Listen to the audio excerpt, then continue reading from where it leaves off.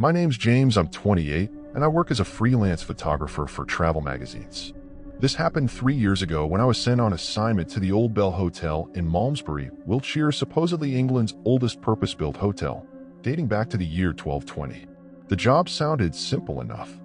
Heritage Travel UK wanted atmospheric photos of authentic medieval inns, and the Old Bell was perfect. Another photographer had backed out last minute, so I was their replacement. I needed the money, so I didn't hesitate. I got there around 6 in the evening on a damp November night. The sky was a flat gray, the kind that makes every old building look more haunted than it should.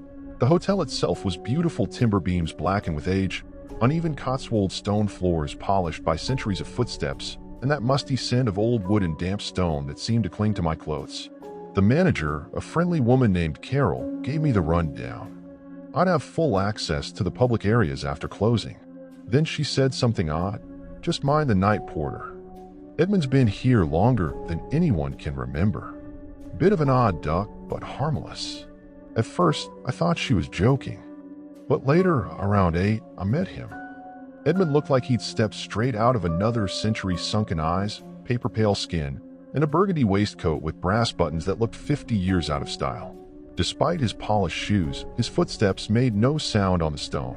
He glanced at my camera setup and said in this hollow, echoing voice, "You shouldn't be photographing after midnight. Bad things happen when you capture what shouldn't be seen." I forced a laugh, told him I'd wrap up soon, but inside I was annoyed. I'd paid for access until 2 in the morning. By 11:30, the building was silent. I was alone in the main hall, working on long exposures. That's when I heard it, footsteps upstairs. Slow, deliberate. 7 steps across the ceiling. Pause. 7 steps back. Pause. Over and over. The rhythm was so precise it was unsettling. At 12:15, I was reviewing shots when my stomach dropped. In one of the images of the main staircase, there was a woman at the top. She wore a long Victorian dress, her face hidden in shadow. But I knew the staircase had been empty when I'd taken the shot. Scrolling through, I found her again and again. Always in the background, always closer. In the final image, timestamp 12:08, she was standing right near the reception desk. This time, I could make out the details of her dress. A high collar, fitted bodice, the kind of clothing a wealthy woman might have worn in the 1800s. And then, directly behind me, Edmund's voice. "I told you not to photograph after midnight." I spun around, heart hammering, but the hall was empty. The footsteps upstairs had stopped. I packed up in a rush, fighting the sense that unseen eyes were tracking me from every dark corner. On my way upstairs, something made me pause at the guest registry. Only my name was written down for that night. But faintly visible beneath the thin page like a watermark was an older entry in brown ink. Edmund Hartwell, night porter, deceased October 31st, 1987. I didn't sleep in my room. I didn't even try. I spent the night locked in my car engine running for heat, jerking awake every time I thought I heard 7 footsteps pacing across the parking lot. At 7 a.m., I told Carol what I'd seen. The color drained from her face. She said they hadn't had a night porter in decades, not since their last one died in the late 80s. The position had never been filled again. When I got home, every single photo with a Victorian woman was corrupted. Just blank, unreadable files. It's been 3 years and I still refuse jobs in historic buildings after dark. The worst part isn't the financial loss, it's the nightmares. Almost every week, I see Edmund's hollow eyes in my sleep. I wake to the sound of footsteps. And sometimes, in the middle of the night, I still hear that same voice whisper, "You shouldn't have been photographing after midnight." My name's Henry. I'm 34 and I plan corporate retreats for a mid-sized marketing firm in London. This happened last winter when I arranged a team weekend at the ancient Ram Inn in Watton-under-Edge, Gloucestershire. If I had done proper research, I would have booked anywhere else. The brief was simple, historic, atmospheric, authentically British. The ancient Ram sounded perfect on paper, 12th century stonework, original features, and rates that fit a tight budget. The website leaned into its reputation with phrases like colorful history and unusual experiences. I skimmed those lines and focused on logistics instead. I arrived Thursday afternoon to set up. The owner, John, was an eccentric man in his 70s who seemed oddly proud of the inn's haunted reputation. He showed me yellowed newspaper clippings and pointed to a map, claiming the building sat on a pagan burial ground. Most haunted house in Britain, he said, smiling as if it were a selling point. Don't worry, they're mostly friendly. Curious, that's all. He showed me to room 237, at the far end of a narrow second-floor corridor. The stairs up to it were steep and uneven, each step complained with a long creak. The instant I stepped inside, the temperature dropped, the air felt like a slab of cold stone pressed against my skin. The room was small, low oak beams to duck under, diamond-paned windows that hardly let in daylight, an old crucifix above the bed, and what looked like burn marks around the fireplace, dark, stubborn stains that suggested something had been burned there again and again. This room gets the most activity, John said, as if announcing the day's weather.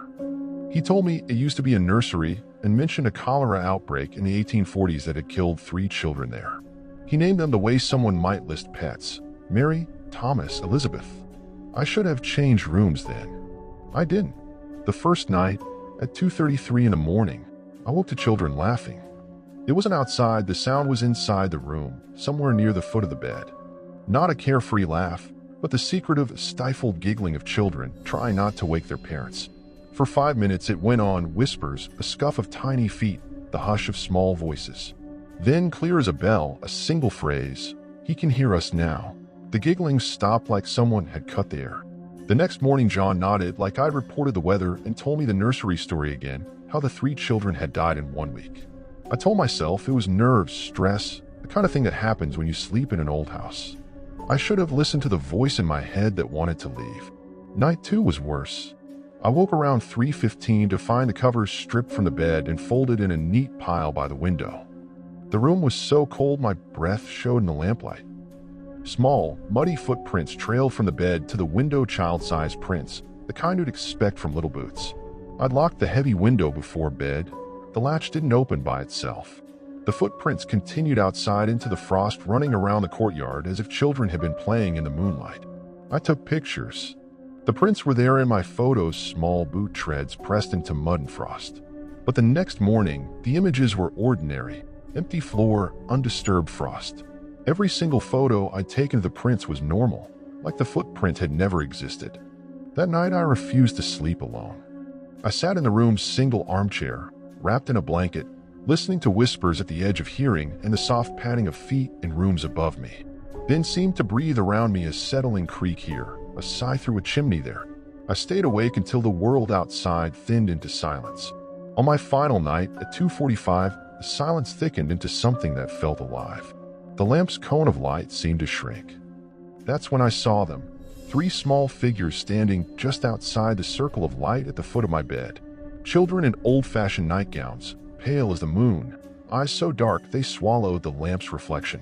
2 girls and a boy, perfectly still. They stared. Time narrowed to the space between my ribcage and the floor. My limbs went heavy and useless. The middle girl, long dark hair, maybe 8 years old, opened her mouth and spoke in a voice that seemed to come from very far away. "Why won't you play with us? We've been waiting so long." I must have fainted or blacked out, because the next thing I knew, sunlight was slanting through the window. The children were gone. The room smelled of something sweet and rotten, like flowers left too long in a closed jar. When I looked in the mirror, 3 small crescent bruises ringed my left arm, tiny, cold handprints that had left actual purple marks on my skin. I left before my team's breakfast, crying that a family emergency had come up. The retreat was moved to a modern conference center in Bath, and I never told anyone the truth. 4 months after, the marks on my arm faded, but the memory didn't. I see the dark eyes sometimes in the corner of my vision. I still wake to phantom giggling. I sleep with multiple lights on because if I close my eyes in total dark, I'm terrified they'll be standing at the foot of my bed asking me to play. It's been 14 months. I've seen therapists. None of them explain the bruises or the photos that changed overnight. Sometimes late at night when the house is quiet, I swear I can hear a child whisper the same thin voice asking, "Why won't you play with us?" And I know part of me never left that room. My name's Michael. I'm 41 and I work as a restoration architect specializing in historic buildings across the UK. This happened about 18 months ago when I stayed 3 nights at Chillingham Castle in Northumberland to conduct a structural assessment, a place people call one of the most haunted castles in England. The job was for the Humphrey Wakefield family.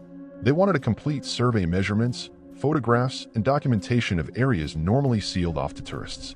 For someone in my line of work, that sort of access is rare. Servants' quarters, storage rooms, upper floors with crumbling joists. It meant sleeping on site for 3 nights so I could photograph in low light and check skeletons behind plaster and stone. On my first evening, the castle administrator, Margaret, a local woman in her 60s who'd worked there for decades, paused at the 3rd floor stair and gave me one oddly specific warning. Avoid the 3rd floor corridor after 10 if you can help it. That's where Lady Mary's maid used to walk her rounds. She still does, apparently. I smiled and said I'd keep that in mind. I thought it was the kind of story tour guides tell to make the place feel lived in. Margaret did not smile. She told me the name Isabella, explained that Lady Mary Berkeley had died in the early 1800s, that Isabella had been devoted to her mistress during a long illness, and that when Lady Mary passed, Isabella had thrown herself from the 3rd floor window rather than serve another house. The first 2 nights were ordinary work. Measure, photograph, note. On the 2nd night, around 11:30, I was in the library reviewing plans when footsteps started above me. Slow, measured. Walk 15 paces, pause about 30 seconds, walk 15 paces back. The pattern was so precise it felt mechanical, not random. Not the creak of old timbers, but the cadence of someone on a nightly route. I assumed Margaret was doing late checks. After an hour, the rhythm hadn't changed, and curiosity pulled me upstairs. The 3rd floor was colder than the rest of the castle, the air thin and biting in my throat. Oil portraits lined the corridor. Each ancestor's painted eyes seemed to follow me as I passed. Then I smelled lavender, at first faint, then thick, cloying, so strong my stomach turned. The scent grew near the far window, the same window Isabella was said to have used. My phone's light picked out something on a glass, handprints on the inside surface, small and delicate as if someone had been pressing palms to the pane to push it open. The prints looked fresh. A lullaby began under the paintings, low and mournful, a woman's voice so close it felt as if it might be standing right behind me. I couldn't place the words at first, only the cadence, soothing, patient, endless. The voice came from a closed door to my left. I backed toward it and watched the handle turn slowly. Then the door creaked open a sliver into absolute dark. Something in the corridor moved. Far down, a figure advanced. In the phone light, I made out a high-neck dress in dark blue, hair pinned up in an antique style. Even from 30 feet away, her skin looked too pale, almost luminous. Her eyes, full black, reflected nothing. She kept singing, but her mouth didn't move. The sound seemed to come from the walls themselves, from the shadow between beams. The lullaby sharpened into a line I would later recognize. Golden slumbers fill your eyes. Seeing her something that looked like a woman, but felt wrong, I ran. The stairs were unforgiving. I missed steps and nearly fell more than once. I slammed my door and locked it. For the rest of the night, the measured footsteps continued above me. Walk, pause, never stopping until dawn. In the morning, Margaret listened and went pale. She confirmed she had not been on the 3rd floor. The corridor was locked after 10, and only she held the key. She told me others had reported the same things over the years. Handprints appearing on the window overnight, a lullaby echoing through closed rooms, and sightings of a maid who would not rest. I finished the minimum work I needed and left that day. I told myself it was prudence. The real reason was I couldn't bear another night with that song stuck behind my skull. Weeks later, when I reviewed my photos, I found shots of the 3rd floor corridor that I didn't remember taking.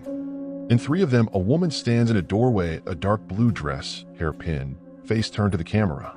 Her expression is not anger, but a profound sorrow, a hunger for something lost.